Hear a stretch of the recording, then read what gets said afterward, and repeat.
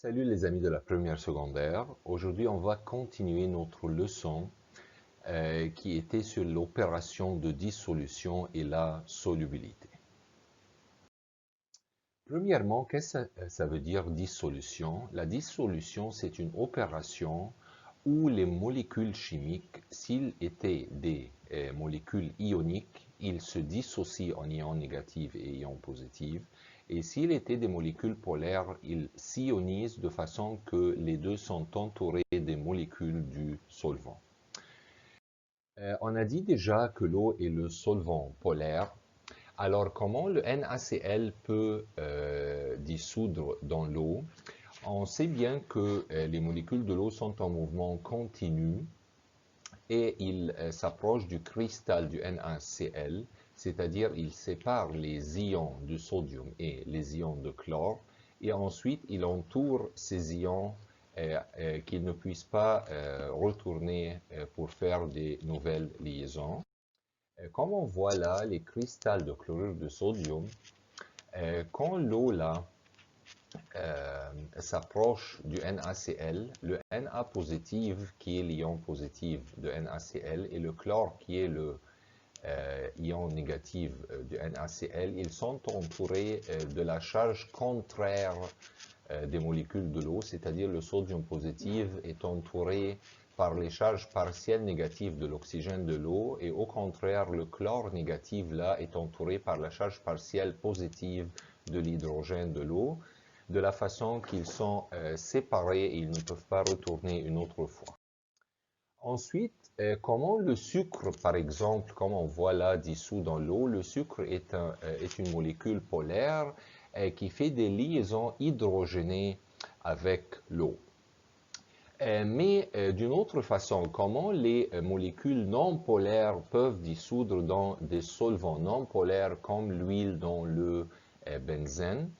Les molécules d'huile se répartissent entre les molécules de benzène, formant des nouvelles liaisons qui sont plus fortes que les liaisons initiales. Maintenant, on va voir la différence entre la dissolution et la solubilité. Qu'est-ce que ça veut dire la solubilité? C'est-à-dire que la masse du soluté en grammes qui dissout dans 100 grammes du solvant pour former une solution saturée. Là, on doit savoir plusieurs choses. D'autant que la masse du soluté augmente dans 100 grammes du solvant, c'est-à-dire la solubilité est élevée ou plus élevée. Pour former une solution saturée, on va savoir que solution saturée, c'est la solution qui contient le maximum nombre de solutés qui peut être dissous dans cet solvant. Quels sont les facteurs qui affectent la solubilité? Premièrement, la nature du solvant et du soluté. Comme on avait déjà dit que les solvants polaires comme l'eau dissouent les composés ioniques et polaires, et les composés non polaires comme le benzène dissouent les huiles et les graisses qui sont aussi non polaires, alors on dit là que le ressemblant dissout le ressemblant. Ensuite, un autre facteur qui influe sur la solubilité qui est la température. On sait bien que la majorité des molécules, leur solubilité augmente avec l'augmentation de la température, comme on voit là dans cette graphique.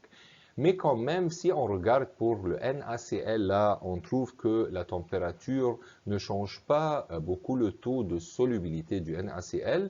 Et quand même, le sulfate de cérium, là, la solubilité diminue avec la température. Enfin, qu'est-ce que ça veut dire une solution insaturée? C'est la solution dont le solvant accepte une addition d'une nouvelle quantité du soluté. La solution saturée, c'est-à-dire la solution dont le solvant contient le maximum de soluté qui peut être dissous dans une température déterminée. Et qu'est-ce que ça veut dire une solution sursaturée? Là, on ne peut pas faire cette solution pour les matières dont la solubilité ne change pas avec la température, mais si la solubilité augmente avec la température, on peut faire avec ces molécules des solutions sursaturées, c'est-à-dire que la solution accepte un surplus de soluté après avoir atteint la saturation, mais ceci se forme en chauffant. On doit avoir un chauffage. À la fin, merci. Bonne chance.